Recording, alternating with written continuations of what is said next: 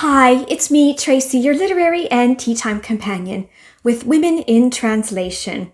I hope that you will make your cozy cup and join me here in the library corner today for a beautiful conversation about women's literature.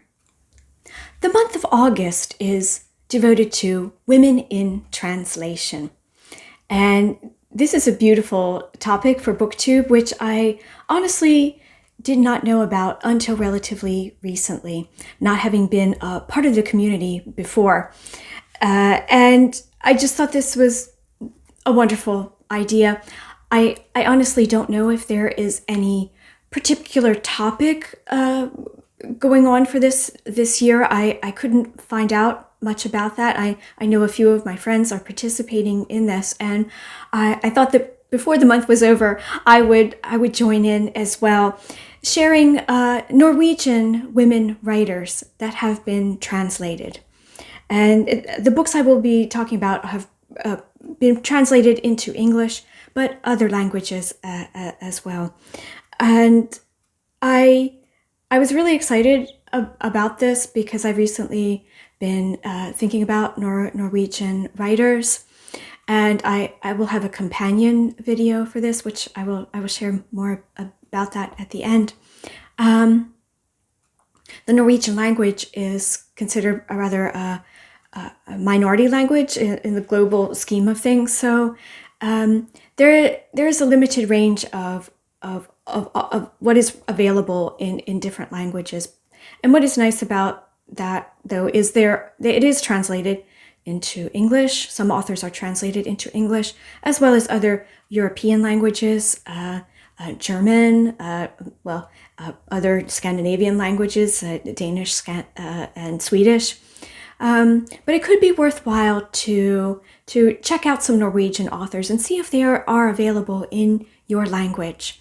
And today I wanted to talk about three women writers in particular, whose works that I have read. So I'm referring to some books that I have read in the past. I'm working with some notes, and I will read some blurbs. I did not have time to add new reading to this month of August. Honestly, I have overcommitted everything during the month of August, but I really did want to participate and tell you about at least three Norwegian women writers. And the first is Vigdis Hjorth, and she has several works that have been translated into English, and I wanted to tell you about A House in Norway. This tells the story of Alma, a divorced textile artist who makes a living from weaving standards for trade unions and marching bands, flags essentially. She lives alone in an old villa and rents out an apartment in her house to supplement income. She is overjoyed to be given a more creative assignment to design a tapestry for an exhibit to celebrate the centenary of women's suffrage in Norway, but soon finds that it is a much more daunting task than she had anticipated.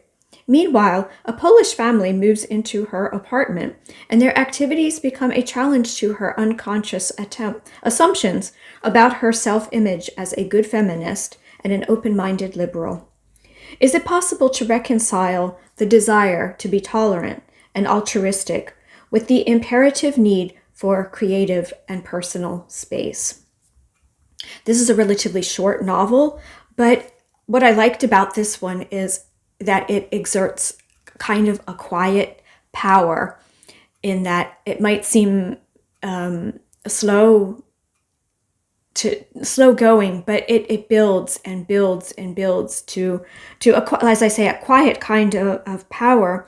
And our protagonist Alma grapples with kind of the big questions of life. I feel the meaning of her own life, her relationships, social norms that she is accustomed to here in Norway, as opposed to those of other people from other places. And it gives such a broader context for all of these sort of big picture questions. And being a creative person, I enjoyed the times of Alma working on her creative project. So that evolves over time as well. I just really enjoyed this particular book. I read others from the author. I really enjoy the writing of Vigdis Hjorth, and I know that several other of her books are translated into English. I will see what I can leave in the description box for you below if you would like to try some of her work. And another writer here in Norway who has written some very popular works of fiction, Herbjørg Wassmo. She's a poet and a novelist. And her book, Adena's book, as it is known in English, this is set in Norway in the mid-19th century and presents a really beautiful, eccentric, and tempestuous heroine, Dina, who she carries a terrible burden that from the age of 5, she accidentally witnesses her mother's death and actually causes her mother's death. She is blamed by her father, and she is banished from the family she lives with. And she grows up as this rather untamed, wild spirit and largely untaught. No one is helping her through her grief, and the accident kind of remains a riddle to her life that she does not understand. And she's really left with this really a haunting in her life, and almost even a vindictive spirit toward her mother. It's a very complicated relationship. Her father actually agrees to take her back after many years, and he makes an effort to make her into a more cultivated individual. But it has little lasting effect. She is tamed by a tutor that she has, and he seems to be only to reach her through the element of music. And this also somehow it kind of draws out her natural abilities in mathematics as well. But even though she's being drawn out, she continues to remain private and guarded in many ways. And she seems to have a power that enchants and captivates, a kind of a raw erotic energy as well. At the age of 16, she is married off to Jacob, a much older man of 50 years old who is wealthy. And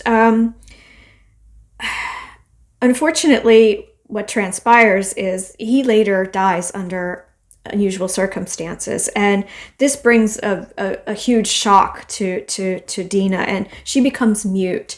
This is a very complex story, and it's one day a mysterious stranger, a Russian man named Leo, enters the picture, and her life changes because of him in a number of ways. It's a very big story. This has a very epic quality, and our heroine is one that we at times both sympathize with, but also sometimes we just kind of want to shake her a little bit and have a little look see. This is actually a trilogy in Norwegian. Unfortunately, it seems that only the first book is available in English, but it is a very good book and worth reading just on its own. It's a bit of a powerhouse of a book, so the one can be enough for you. It is a very satisfying read. The author has written many works, and they're always very engaging, and lots of great and imaginative, great writing. I can really recommend the work of Herbjørg Wassmo. And lastly, one more for today for our women in translation, our Norwegian women writers translated. Ingar Hagerup, she is a much-loved poet and dramatist. She passed away in 1985, and she was known for her poetry, but also for writing for children as well. And one of her very popular books was Little Parsley. In Norwegian, Lille Parskille, and this is very sweet. Here we contemplate a hedgehog's bristles, a crab's bad mood, and a pea who believes it was meant to be a butterfly. These and other wonderful images are found in Ingar Hagerup's Poems for Young People, a work meant to encourage young people to write their own poetry, essentially, to encourage children, young people, in the craft of writing for themselves. And what's also nice about this particular edition is that there are works by the artist Gauguin that are these beautiful, they have almost like a rough quality in black and white, but with certain colors like royal blue, aquamarine blue, a pumpkin orange, and mustard. It's just a very sweet and charming book. It's a little gem. It really is. And it's a very popular book for children, and many a child here has grown up with Lille Parshille. I love her poetry for adults. Unfortunately, there is not a lot of her translated into English, but this particular work is. So I end with this today as just a little fun element. And maybe if you have children in your life or young people in your life, this could be a work to share with them as well. I had a lot of fun thinking about who to share with you. As I say, there are many great women writers here in Norway. I only wish that more was translated into English and many other languages besides. I will leave the details for these great women writers and the book titles that I have talked about, and a few more if I can gather them. And I hope that maybe you will give these Norwegian women writers try. Please let me know if you have read any of them, or maybe if you have read a woman Norwegian writer. I would really love to know what you thought about that. And thank you for today. I am really glad to be a part of Women in Translation this month. And until next time, I wish you happy reading. And as always, I wish you many blessings. I will see you here again very soon.